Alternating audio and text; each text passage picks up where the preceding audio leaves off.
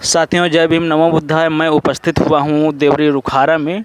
आज महान अशोक सम्राट जी की जयंती यहाँ पर मनाई जाती है। हम बात करते हैं भंते जी से और सत्य शोधक नेशनल न्यूज़ में आपका स्वागत है। भंते जी, अशोक सम्राट जी की जयंती मनाई जाती है, इस पर क्या कहना चाहेंगे? सम्राट अशोक जयंती क्यों मनाई जाती है? सम्राट अशोक जयंती इसलिए मनाई जाती है, सम्राट जो चक्रवर्ती सम्राट अशोक यानी विश्व के प्रथम ये चक्रवर्ती राजा हुए। और ऐसे नहीं, यानी इनके जो पीढ़ियाँ राजा महाराजा हुआ करते थे और उनमें जो हमारे भगवान बुद्ध, तथागत भगवान बुद्ध जो हैं, उनके शिक्षा और दीक्षा ले करके उन्होंने महान हुए। और इसीलिए जो है अशोक सम्राट की जयंती लोग मनाते हैं। महान अशोक सम्राट इस वजह से नहीं मनाते हैं क्योंकि जब वो अपने 100 भाइयों की हत्या की थी और राजपाट खातिर किया था, इसमें क्या सत्यता है? क्या आप इस पर क्या कहना चाहेंगे? सम्राट अशोक 100 भाइयों की हत्या नहीं की, ये तो काल्पनिक झूठ कपोल कहानियाँ हैं। सम्राट अशोक यानी हत्या नहीं की, ये कलिंग की युद्ध जब हुई इसके ऊपर इन्होंने पाखंडी लोग इनके 100 भाइयों को दर्शा दिया है। तो इसलिए जो है उन्होंने दर्शा दिए हैं कि 100 भाइयों की अशोक सम्राट ने हत्या की है। इसलिए जो है लोग कहते हैं कि 100 भाइयों की हत्या की है, और ऐसा नहीं है।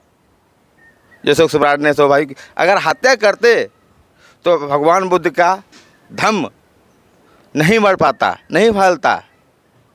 ये महान हैं और महान कार्य किए हैं, क्योंकि विश्व में नाम उनका आज रोशन हो रहा है। लोग जयंती मना रहे हैं, विजय प्राप्त कर रहे हैं, लोग उनकी शिक्षा और दीक्षा को मान रहे हैं। और ऐसा नहीं, भगवान बुद्ध जो थे तो करुणा मैत्री का भाव बताया करते थे। और अशोक सम्राट के जो धर्म गुरु हैं, उनको हम एक बार आप लोगों के बीच में हम नाम दर्शाना चाहते हैं। जो इनके अशोक सम्राट के धर्म गुरु जो हैं, तो मोंगली पुत्र तिस्य हैं। जब कलिंग की युद्ध हो गई है, उसमें जब अशोक सम्राट ने देखा कि बहुत घोर अनर्थ अन्याय हुआ है, कि लोगों की मतलब जो हत्या ऐसी हुई, तो उनको जो दिल था दहल गया था। और उसी के बीच में जो मोंगली पुत्र तिस्य थे, तो अपने बौद्ध विहार से उधर निकले, रणभूमि के जहाँ अत्याचार हुआ था, लड़ाई झगड़ा हुआ था, वहाँ पे तो उन्होंने देखा कि अरे ये तो ऐसा जो है अन्यायी राजा की राज में ऐसा होता है। कोई रो रहा है, कोई कुछ कह रहा है, कोई कुछ कह रहा है, तो उन्होंने मतलब अपने कटोरा से, पिछापात से पानी पिलाते और घाव पहुँचते हुए निकले और अपना भगवान बुद्ध के गुणगान करते हुए निकले। और तभी उनका अशोक सम्राट का आमद सामने देख रहा था, और वो बौद्ध भिक्षु यही सब बात कहते जाता था कि राजा अन्यायी है, अधर्मी है।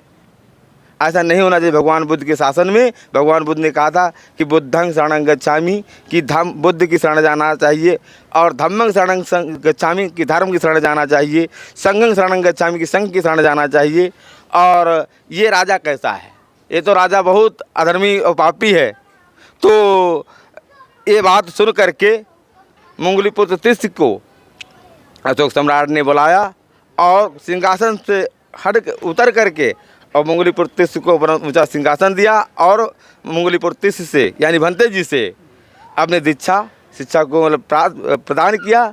और उसी से उनका धर्म परिवर्तन हो गया, और उन्होंने बहुत दीक्षा लेकर के आपने महेंद्र संघमित्रा को भगवान बुद्ध के जो तीक्ष्ण पंचशील को मतलब धारण करके, भगवान बुद्ध के तीक्ष्ण पंचशील यही धारण करा करके श्रीलंका भेज दिया। अपने संघमित्रा महेंद्र और पुत्री संघमित्रा को और महेंद्र संघ बेटा को जो है महेंद्र संघ बेटा को भेज दिया। आज श्रीलंका, चीन और जापान, कोरिया, तिब्बत, इंग्लैंड और रूस देश, आंध्र प्रदेश, इस तरीके से 70 देशों में भगवान बुद्ध का और अशोक सम्राट का जय जयकार हो रही, गुणगान हो रही। इसीलिए ये अशोक सम्राट की जयंती लोग पूरे विश्व में मनाते हैं, और बड़े हर्ष उल्लास के साथ। भगवान बुद्ध पर नाग छत्र क्यों धारण किया गया था?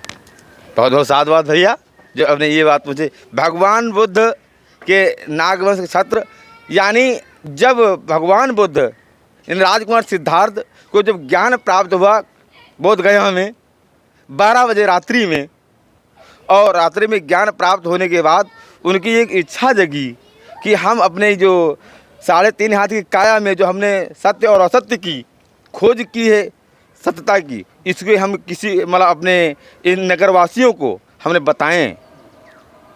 अब जब बताना शुरू किया तो उनकी शिक्षा को लेने के लिए नहीं कोई खड़ा हुआ, तो उन्होंने एक जिज्ञासा की कि जो उनके 5 शिष्य जो उनकी सेवा कर रहे थे, तो जब क्या कहते हैं सुजाता नाम की जो लड़की थी, पुत्री थी, उसके हाथ की जो खीर खा लिए थे, और खीर खाने के बाद उन्होंने नाराज़ हो गए कि ये तो एक अशुद्ध छूत जात की लड़की के हाथ से खीर खा ली, ये तो मतलब जो क्या भ्रष्ट हो गए, अब इनका साथ नहीं करेंगे। वो नाराज़ होकर के कहाँ चले गए थे? सारनाथ को अपने रहने लगे।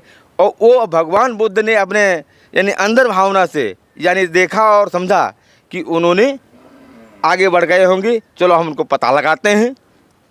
जब चल देते हैं तो एक नागवंशी सेठ